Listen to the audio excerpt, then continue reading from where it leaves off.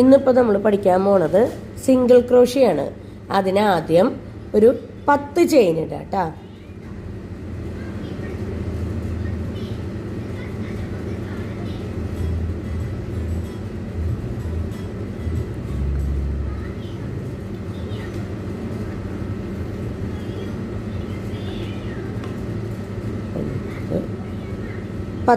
ഇപ്പോൾ നമ്മൾ 10 ചെയിൻ ഇട്ടു. അതിൻ്റെ കൂടെ എക്സ്ട്രാ ഒരു ചെയിൻ കൂടി നമ്മൾ ഇടുക. ഇനി നമ്മൾ ഈ 10ാമത്തെ ചെയിനിൻ്റെ ഉള്ളിലേക്ക് ഹുക്ക് കടത്തുക. ചെയിനിൻ്റെ ഉള്ളിലേക്ക് കണ്ട. അതിനുശേഷം യാൺ ഓവർ ഈ ചെയിനിൻ്റെ ഉള്ളിൽ കൂടെ പുറത്തേക്ക് തിരിച്ചെടുക്കുക. ഇപ്പോൾ ഹുക്കിൻ്റെ മുകളിൽ 2 നൂലായിട്ടുണ്ട്. ഈ 2 നൂലിൻ്റെ ഉള്ളിൽ കൂടെ ഒന്നുകൂടി യാൺ ഓവർ ചെയ്ത് വലിച്ചെടുക്കുക. ഇതാണ് സിംഗിൾ ക്രോഷ്യ. ഒന്നുകൂടിയും പറയാം.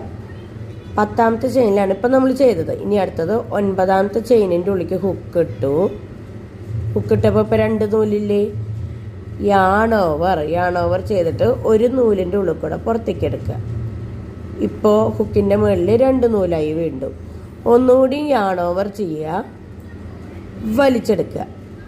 ഇപ്പോൾ അത് കണ്ടില്ലേ, വീണ്ടും ഒറ്റ നൂലായി. അതിന് ശേഷം ഇതൊന്ന് ടൈറ്റ് ആവാൻ വേണ്ടി ഈ കയ്യുമത്തൊന്ന് വലിച്ചാൽ മതി. വീണ്ടും ഹുക്കിൻ്റെ ഉള്ളിലേക്ക് നൂലിടുക. നൂലിൻ്റെ ഉള്ളിലേക്ക് ഹുക്ക് ഇട്ടു. നൂലിങ്ങനെ മെല്ലെ വലിച്ചു, യാൺ ഓവർ ചെയ്ത് വലിച്ചു.